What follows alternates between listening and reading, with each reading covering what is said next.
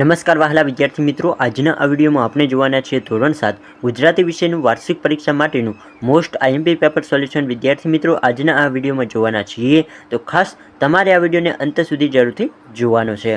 તો ચાલો વિદ્યાર્થી મિત્રો, આજના આ વિડીયોની શરૂઆત કરીએ. સૌપ્રથમ પ્રશ્ન 1થી આપણે શરૂઆત કરીએ કે નીચેના દરેક પ્રશ્નોના ઉત્તર માટે આપેલા વિકલ્પોમાંથી સાચો વિકલ્પ શોધીને તેનો ક્રમ બોક્સમાં આ અક્ષર પ્રશ્નની સામે આપેલા બોક્સમાં લખવાનો છે. તો વિદ્યાર્થી મિત્રો, તેના તમને 6 ગુણ આપવાના છે. તો તેમાં પ્રશ્ન નંબર 1 છે કે કવિ રામને કેવા રહેવાનું કહે છે. તો જે તમે કવિ છે તે રામને કેવા રહેવાનું કહે છે, તો તમારે યાદ રાખવાનું છે કે ન્યાય અને નીતિરૂપ રહેવાનું કહેવાય છે. એટલે કે દરેકને સમાન હક મળવું જોઈએ અને નીતિરૂપ રહેવાનું કહે છે. બટાકાનો સ્વાદ કોને ભાવે છે? તો વિદ્યાર્થી મિત્રો, બટાકાનો સ્વાદ કોને ભાવે? તો કે આપેલ તમામને, મહિલાઓને પણ ભાવે, પુરુષોને પણ ભાવે અને બાળકોને પણ ભાવે. તો એટલા માટે આપણે ડી વિકલ્પ સાચો કહીશું, કારણ કે દરેકને બટાકાનો સ્વાદ ભાવે છે, એટલે આપેલ તમામ જવાબ સાચો આવશે.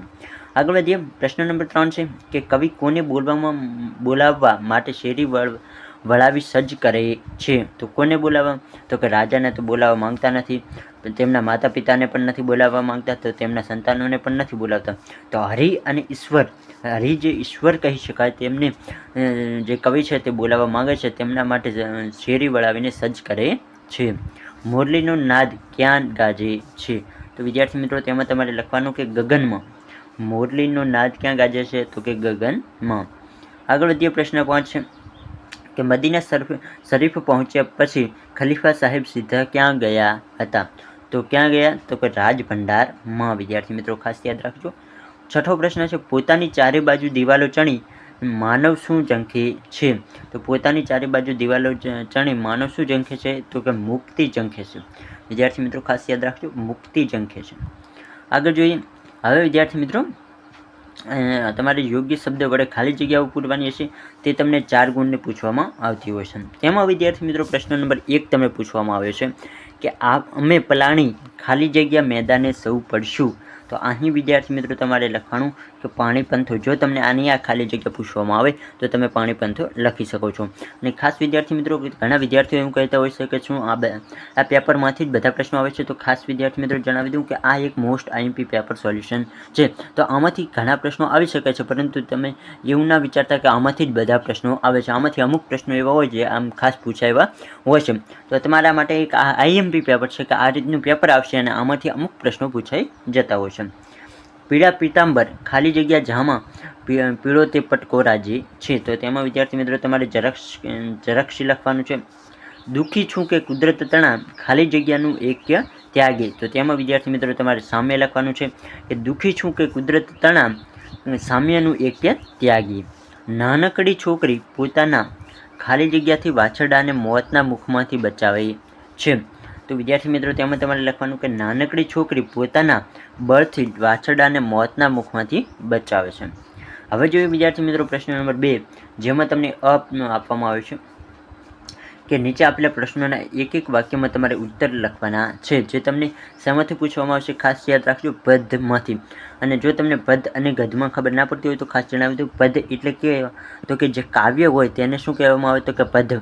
એટલે કે અહીં જે તમને હાલ પ્રશ્નો પૂછવામાં આવે છે તે કાવ્યમાંથી પ્રશ્નો લેવામાં આવે છે. અને ગદ્ય એટલે જે મોટા પાઠ હોય તેમાંથી તમને ગદ્યમાંથી પ્રશ્નો, એટલે કે પાઠમાંથી જે પ્રશ્નો પૂછવામાં આવે તેને ગદ્ય તરીકે ઓળખવામાં આવતું હોય છે. વચનપૂર્તિ હેતુ બલિરાજાને શું કરવું પડ્યું? તો કે વચનપૂર્તિ હેતુ બલિરાજાને પાતાળ લોકમાં રહેવું પડ્યું હતું. આગળ વધીએ. ગંગાજળ પીધા પછી ગધેડાને શું થયું? તો કે ગંગાજળ પીધા પછી ગધેડામાં શક્તિ આવી ગઈ હતી. તે ઊભો થયો અને આંખથી સજ્જન યાત્રિકને મૂંગા આશિક આપીને ચાલતો થયો. આગળ વધીએ વિદ્યાર્થી મિત્રો. પ્રશ્ન નંબર 3 છે કે પંખીઓ માણસો સિવાય બીજા કોનાથી ડરે છે? તો પક્ષીઓ કોનાથી ડરે બીજા? તો કે પંખીઓ માણસો સિવાય તેમનાથી મોટા કેટલાક પ્રાણી પક્ષીઓથી ડરતા હોય છે. અમે સૌ એક માતાના છીએ એટલે શું? તો કે અમે સૌ એક માતાના છીએ એટલે આપણે સૌ ભારત માતાના સંતાન છીએ, એવું અહીં આપણને કહેવામાં આવે છે. પ્રશ્ન 2 વિદ્યાર્થી મિત્રો, જેમાં તમને પ્રશ્ન પૂછવામાં આવ્યો છે. નીચે આપેલા પ્રશ્નોના 2-3 વાક્યોમાં તમારે ઉત્તર લખવાના છે. અહીં પણ તમને પદમાંથી જ પૂછવામાં આવે છે, ખાસ તમારે યાદ રાખવાનું છે. તો એમાં વિદ્યાર્થી મિત્રો પ્રશ્ન 1 છે કે અન્ય યાત્રાળુઓ સજ્જન યાત્રાળુઓની કેવી મસ્કરી કરે છે. તો તેમાં વિદ્યાર્થી મિત્રો લખવાનું કે અન્ય યાત્રાળુઓ સજ્જન યાત્રાળુઓની મસ્કરી કરતાં કહે છે કે મૂર્ખ, તે ગંગાજળમાં વેડફી માર્યું છે, હવે તારું ફેરો નકામો જશે, હવે તું રામેશ્વર જઈને શાનાથી અભિષેક કરીશ, તે આવું કરીને ગધેડા જેવું મૂર્ખામી ભર્યું કાર્ય કર્યું છે.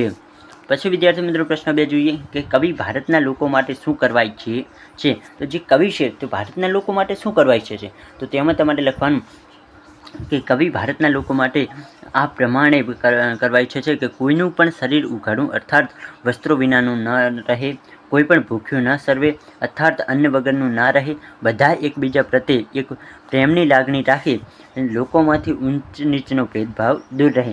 તો કે લેખક જે છે અત્યારે ભેદભાવ ઘણા પ્રકારના જોવા મળે છે, એ દરેકે દૂર થાય, ભારત દેશમાંથી ગરીબી દૂર થાય એવું તેઓ ઈચ્છે છે, દરેક વ્યક્તિ પાસે કપડાં હોય તેવું ઈચ્છે છે એમ, અને લેખક ખાસ ઈચ્છે છે કે દરેક લોકો પ્રેમ ભાવની લાગણી રાખે. તો આ રીતે લેખક ભારત દેશ વિશે ઈચ્છે છે. કેવા લોકો ઉતાવળે કામ કરતા નથી. તો જે લોકો દિલના સારા હોય, જે કોઈની વાતોમાં વહી ના જાય, જે વિદ્વાન હોય છે, જે સત્યવાદી હોય છે, જે શૂરવીર હોય, જે યશસ્વી હોય, આવા લોકો ઉતાવળે કામ કરતા નથી, તેથી તેમને શું કહેવામાં આવે, તેથી તેમને યશ મળે છે. આગળ જોઈએ પ્રશ્ન 3 કે નીચે આપેલા પ્રશ્નોના એક વાક્યમાં ઉત્તર લખો. અને હવે તમને વિદ્યાર્થી મિત્રો ગદ્યમાંથી પ્રશ્નો પૂછવામાં આવ્યા છે, તો ખાસ યાદ રાખજો ગદ્ય અને પદ્ય બંને અલગ છે, અને જે ગદ્ય છે તેમાં મોટા પાઠમાંથી પ્રશ્નો પૂછવામાં આવે એટલે તેને ગદ્ય કહેવામાં આવતું હોય છે. બાણાસુરની પુત્રી ઓખાના લગ્ન કોની સાથે થયા હતા. તો કે બાણાસુરની પુત્રી ઓખાના લગ્ન કોની સાથે, તો કે શ્રી કૃષ્ણના પૌત્ર અનિરુદ્ધ સાથે થયા હતા. કોના સાથે, તો કે શ્રી કૃષ્ણના પૌત્ર અનિરુદ્ધ સાથે લગ્ન થયા હતા. સમરથલાલ શેઠ 60 વર્ષના હોવા છતાં કેવા દેખાય છે. તો કે સમરથલાલ શેઠ 60 વર્ષના હોવા છતાં લીલી કોથળા જેમ હંમેશા તાજા અને તાજા દેખાય છે. મોદી એન્ડ વન તાજા ને તાજા દેખાય છે. અહીં વિદ્યાર્થી મિત્રો કદાચ ટાઈપિંગ મિસ્ટેકના કારણે આવું લખી ગયું છે. દાદાજી વિવેકને અભ્યાસમાંથી સમય કાઢીને શું કરવાનું કહે છે. તો દાદાજી શું કહે છે, તો દાદાજી વિવેકને અભ્યાસમાંથી સમય કાઢીને જરૂરી વ્યાયામ કરવાનું કહે છે. તો કે વ્યાયામ જીવન માટે જરૂરી છે, તો તમે પણ વિદ્યાર્થી મિત્રો કરી શકો છો. વ્યાયામ આપણા શરીર માટે ખૂબ જ ઉપયોગી હોય છે. હું તો નથી કરતો, પણ તમને તો કહું, એટલે આવું હોય છે વિદ્યાર્થી.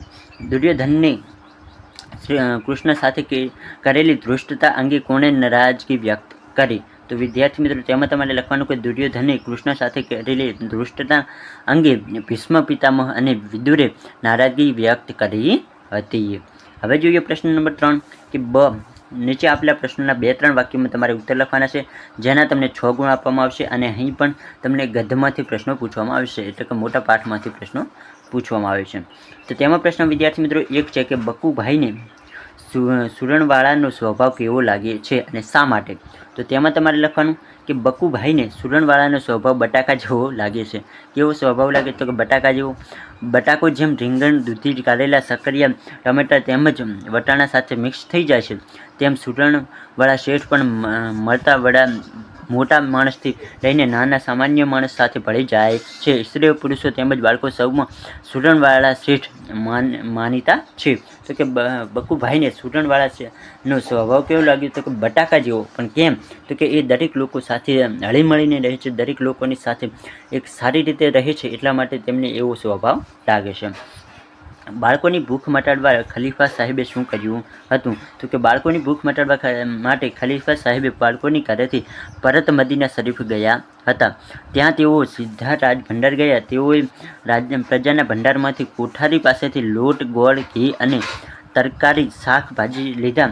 તે સામાનને એક કોથળામાં ભરીને પોતાના ગામડે ઉચકીને 3 માઇલની ખેપ પૂરી કરીને માલ સામાન તે સ્ત્રી સુપરત કર્યું અને ઝટ રસોઈ કરી બાળકોને જમાડવા કહ્યું. આગળ જોઈએ પ્રશ્ન નંબર 3 છે વિદ્યાર્થી મિત્રો કે બાલવીર પુરસ્કાર વિજેતા બાળકો વિશેની માહિતી શોધવા તમે શું કરશો. તો કે બાલવીર પુરસ્કાર વિજેતા બાળકો વિશેની માહિતી આપણને સમાચારપત્ર, ન્યૂઝ ચેનલ અથવા ઇન્ટરનેટથી મદદથી મળે છે. આ માહિતી આપણે ભારત સરકારની મહિલા અને બાળ વિકાસ વિભાગની વેબસાઇટ પર જઈને પણ મેળવી શકીએ છીએ. તો અહીં વિદ્યાર્થી મિત્રો આપણે આટલી પોઈન્ટ સોલ્યુશન જોયું. જો તમને આજનો વિડીયો પસંદ આવે તો વિડીયોને લાઇક કરો, આપણી યુટ્યુબ ચેનલને જરૂરથી સબસ્ક્રાઈબ કરો.